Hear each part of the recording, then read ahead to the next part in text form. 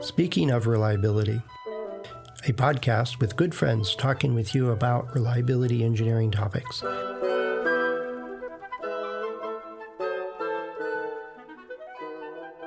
Welcome to Speaking of Reliability. This is Carl Carlson. Hi, Carl. This is Dianna Dini. Hi, Dianna. Hey, I was thinking of a topic that I'd love to talk about. I've spent a lot of time researching and applying over the years, and it's just a general discussion around creativity. And what interests me so much is that a lot of my colleagues in the engineering world, and the people I've known, and I've recruited lots of people over the years and worked with lots of people, tend to be more on the introvert side rather than extrovert, and sometimes need a little help on the creative side. Sometimes they're really good, but sometimes they need some help. And I think it's so important that we balance the technical skills with the creative skills to think outside the box or different ways of thinking. And I just thought that'd be fun to talk about because I know you've had experience in that as well. And maybe we could talk about things that work for us. Yeah, of course. And there's a couple aspects there. You mentioned introverts. Introverts can be very creative, sitting on their own thinking, but then it's also different when you're with a group of people trying to be creative in a discussion too. So those can just be, a different toggle or different prompts for creativity. Yeah, let's talk about our experiences on bringing out the best in people that tend to be introverted. And I'll just start by saying that in my experience on working with reliability teams and FMEA teams, I'm going to say probably maybe 60, 70% tend to be on the introverted side, and a smaller percentage tend to be on the extroverted side.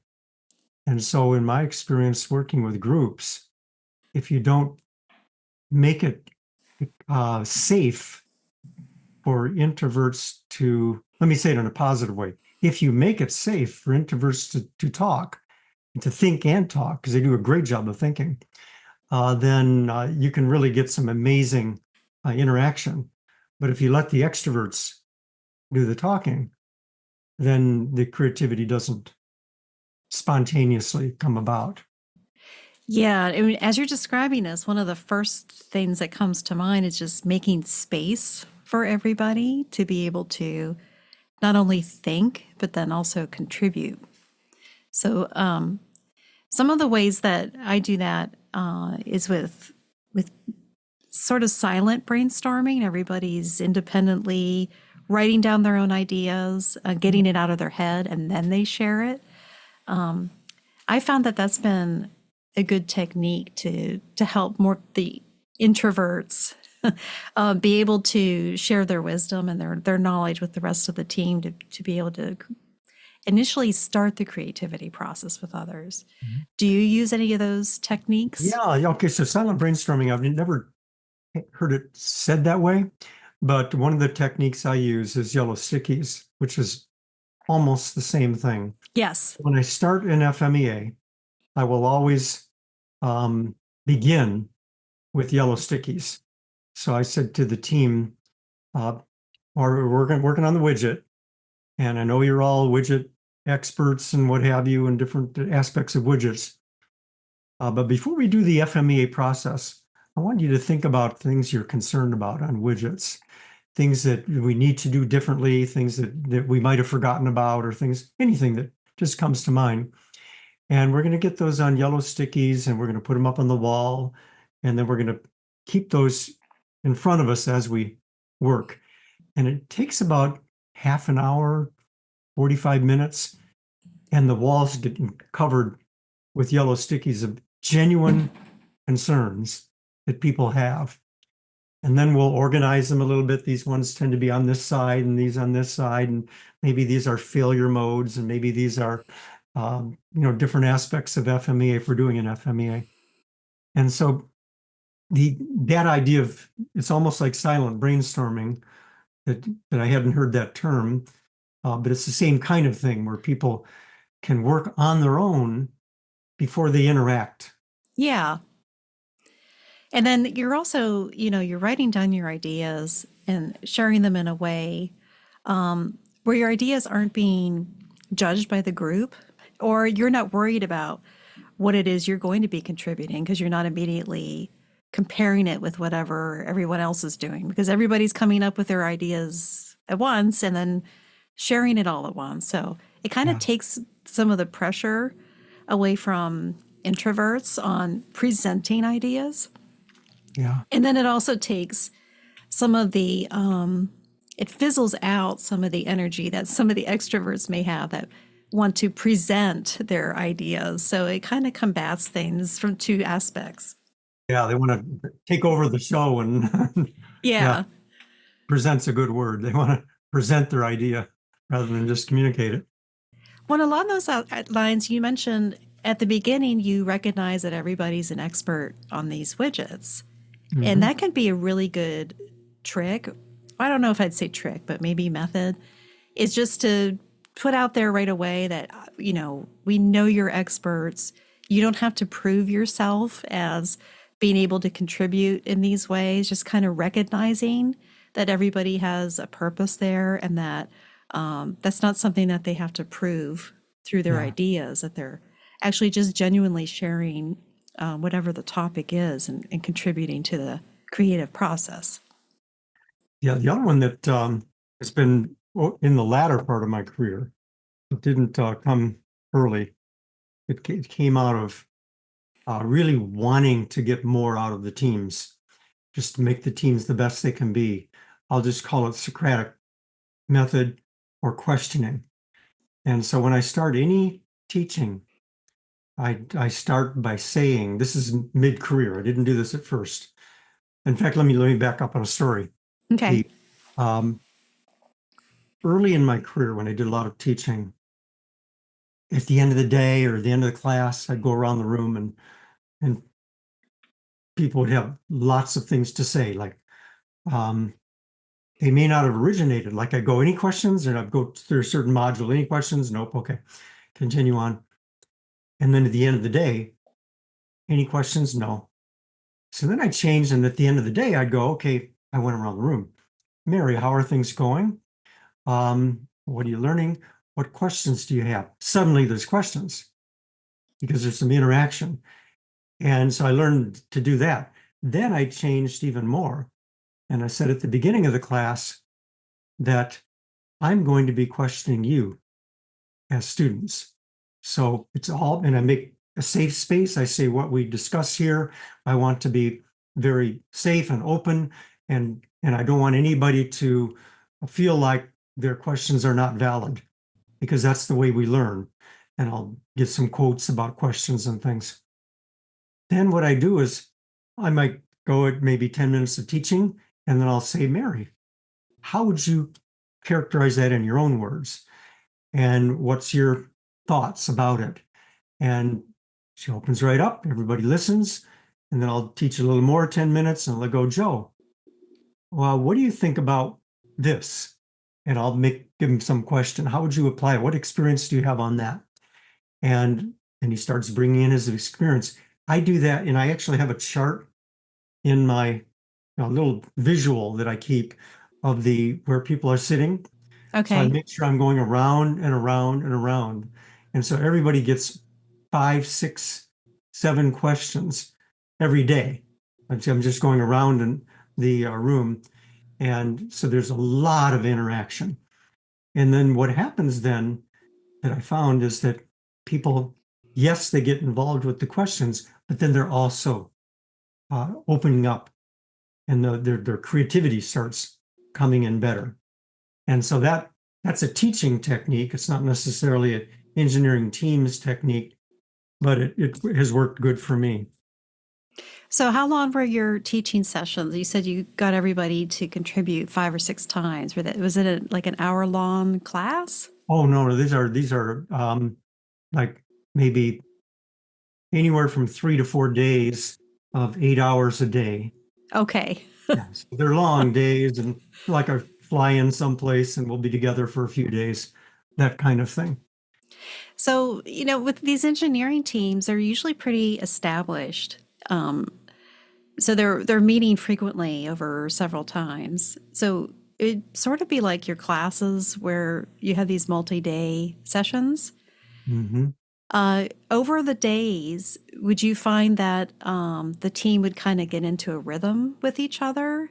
And like in the first class, like you sort of set the expectation of contribution, and by the last class, you didn't have to prompt so much. Yes. Or okay, Yeah, there really gets some momentum going. Introverts and engineers and even extroverts, they want to participate.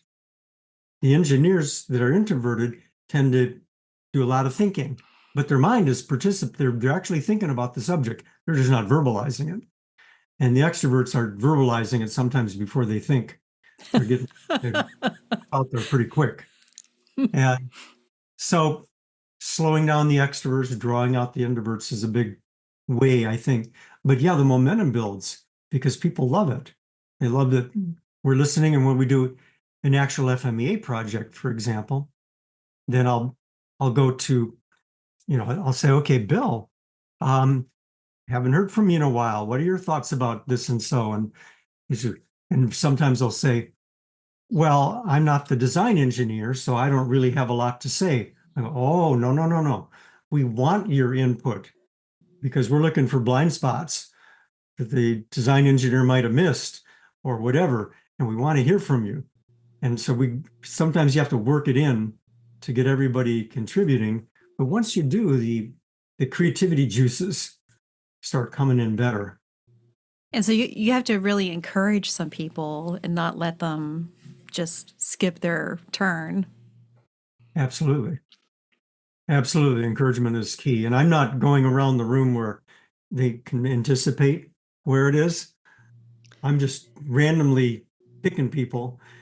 And you'd be surprised how much they pay attention to the subject. A little bit of that might be stress. Yeah, it is, but it is. But it's an interesting way to do it because otherwise, and I mean, I'll go further on this. It's a fun topic, but I'm going to say about 10 years ago, I stopped allowing computers active during class time. And it has been so successful, which is counterintuitive because people take notes on computers and what have you. But I found that particularly as in the later years when younger people are coming in, distractibility is higher. And I found that the enticement, what's the word? The tendency to get distracted is so easy when the computer's up and they're connected to the internet. Some message will come on and they're just programmed to deal with it. And so they tune out a little bit on the class. When I start classes in my last almost 12 to 14 years, computers down. Now you can have the computers at break, but I hand out notepads and pens at the beginning of class. So I'm really, really different than most instructors on this. And I make sure they get copies of the information so they don't have to take notes on that. But they'll when they do exercises, they're doing them on paper or on the chalkboard. Not unless we have a group around somebody's computer, but it's only showing that FMEA or that project on their computer. So I do a lot of work to avoid distractions, and I get tremendous participation from that. So people. Is it so much? So I can definitely understand the distraction part of it. Is there something you think to being tactile when they're working together? You said on the whiteboard if they're drawing things together, or like you mentioned the Post-it notes. Do you use that? Yeah, the Post-it notes and writing things on, like do your exercise and you're writing it on a pad. And you're writing down the failure mode is this and what, and there's some of that tactile as well. being involved. But I'll get people huddled together on small teams, 2, 3 people, and they'll work together and either using their pad of paper or boot up their computer and use it, but only with the FMEA in front of them, that kind of thing. So I'd really try to avoid the distractions from work, getting into their classroom or into the FMEA itself. Same thing. We're doing an FMEA. I'll have a scribe. That person has their FMEA up and it's projected so that everybody can see it. Nobody else has their computer going, and they can take notes and stuff like that. Because otherwise, I want their heads into it the entire time. Yeah. Now, in industry, you might be an engineer that is putting together a meeting to host, and you're inviting a couple managers, and that would be hard to say, "Hey, manager, put your laptop away because we're going to have." So how would be some ways that somebody could handle that in industry? Like I can see at the top of the meeting or before the meeting, setting up some expectations for not bringing devices or turning them off. But I would think in industry that would have to be something that everybody is on board with. Well, I'll make a comment. First of all, is I discourage managers in my training. Unless they're there as a participant, not as a manager. I don't want their manager hat in the meeting, because particularly if we're doing an FMEA or we're doing FMEA training, the students will not speak up. They don't want to talk in front of their management. Oh, so there's some power dynamic there's a power situations going on. Okay. And so when a manager says, I'm going to come in, I go, okay, you're coming in as an engineer. You're not coming in as a manager. Unless I'm teaching managers, that's a different thing. Then they're all coming in as managers. And I've done a lot of that. But I have found the power dynamics to be almost overwhelming. It's so much easier to keep quiet and risk looking stupid. And sometimes questions, you have to be willing to say things that are ridiculous, and which is good. That's the way you learn. So part of that safe space that you create is being intentional on who's in the room. Yes. So those are some thoughts. And then on creativity, of course, brainstorming is a real technique. And I know you've written on it, and I've used it for years, and I have it part of my facilitation training. What is your experience on the effectiveness of brainstorming compared to other techniques? I have not had very good success with it. Okay. With just the open brainstorming. Yeah. Now, if it's the kind of brainstorming where there's like a quality tool, like a fishbone diagram, or a P diagram, or something like that, where it's some sort of a template or a model, and asking people to be creative and contribute in that way around with some sort of construct, like that kind of brainstorming works. But just to say, hey, we're having a problem in the lab, what are all the things it could be, without anything, it's a mess. And it's not constructive. You're talking about tools that make things visible. There's one diagram. Yeah, it defines the visible. scope. Yeah, it makes it visible, and it sort of predefines, what you're looking for within reason. I mean, there still has to be a lot of room for people to generate ideas and share what they know, but just the open brainstorm. I'd even tried brainstorming, with computers. So you might not like this, but with a computer, like on a Word document or something, everybody's contributing at the same time, sort of like brainwriting, but they're using a shared document. That didn't work out very good either. Okay, my experience has been a little bit better, but I use brainstorming only under certain circumstances. So if we've basically, if ideas are not forthcoming, like we have an intractable problem, I'll give you an example. I was with a engineering team in Mountain View, and we were working on a laser system. Mhm. And laser systems have glass and stuff, and the team had thought one of the problems is bubbles in the glass, and it's not an easy problem to solve. No. So we used brainstorming. But we had a very narrow problem, and the brainstorming was focused, and it was not long. Started brainstorming. Okay, we could do this, we could do this, we could do this. End of brainstorming. Now Yeah. we'll start evaluating the ideas. So there's a period of time where there's no critique, and then it ends, and then we Yeah. critique.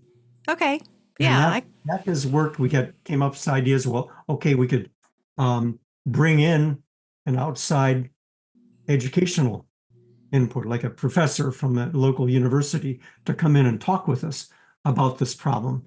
We could bring, in other words, they're coming up with these ideas, and every once in a while you get a gem that's underneath the surface that people had sort of self-censored that is a real gem. And so in that narrow circumstance, this worked for me. But I don't like to do it in general. Let's brainstorm failure modes. No, Yeah. No. there's an infinite number of failure modes on something. Yeah. And if you just brainstorm, you're going to get a lot of crazy things. So it has to be where ideas are not forthcoming or you're running into a difficulty. And then it has to be a time to start and finish, and then a critique. At that point, I think it's sometimes useful. Yeah. Yeah. So that defined beginning and end, and then, like you said, time, bound it with time. Yeah. Let's, 5 minutes. Let's, share our ideas or collect them all. Right. Sometimes with the group, I'll draw what I'm looking for in creativity, because engineers tend to be outside in thinking. So I have some illustrations I use where you have here's the data you have, and you're trying to go inward to a result. Outside in thinking. Or you can start in the center and stimulate, and then you get inside out rather than outside in. People going outward, and I'll share with them what I'm looking for. I want you to think differently. I don't want you to narrow down what you already know and try to trade off study and figure out. I want you to think of things you haven't thought of before and stimulate it that way. So sometimes it helps to get the graphics and get people understanding what that creative process is all about. Yeah. Those are some ideas. And I don't know. I kind of hung on to something you said earlier about introverts and extroverts. Mhm. It's about encouraging the introverts to get their energy, get their ideas out because they're holding them back. So you kind of remove the barrier. And then with extroverts, you kind of have to add a barrier so that they think through things before they share them, or just slow them down a little bit. Yeah. I kind of like that. I like that. Yeah, and I don't mind an extrovert that is on topic. It's when the extroverts go off topic, which they often do, or if they talk over people, or if they talk too long, things like Yeah. that. It takes some time to gain experience in it. And if you're facilitating, that's something you have to learn to manage too. Yes, I have a whole module in my facilitation class on introvert extrovert. Basically, I call it controlling discussion, which is the biggest problem facilitators have. My own surveys. I'll survey people, go around the room. What's the biggest problem you have facilitating? Controlling discussion. And that leads right into introvert extrovert, because the Yeah. extroverts tend to dominate. So, but I would be very interested if anybody listening to this, what are your thoughts and ideas and successes and failures on getting the creative skills and the creative juices of a team really going, or even one-on-one, if you're working with someone, just to explore creativity, different ways of thinking. I'd love to hear from people on this. I think we could learn a lot from each other, because it's not in there's not a lot of courses in engineering about creativity. There's certainly books, but not engineering textbooks. So it's not necessarily in the background of engineers. And I'd love to hear from people. Do you recall, and I don't mean to put you on the spot, but I don't recall some of the ways on Ascendo that people can reach us? Yes. Yes. If you go to Ascendo Reliability /go/SOR for speaking of reliability, there's a nice form there that you can fill out. You can give us feedback. You can ask us questions. And if you ask questions, we get them.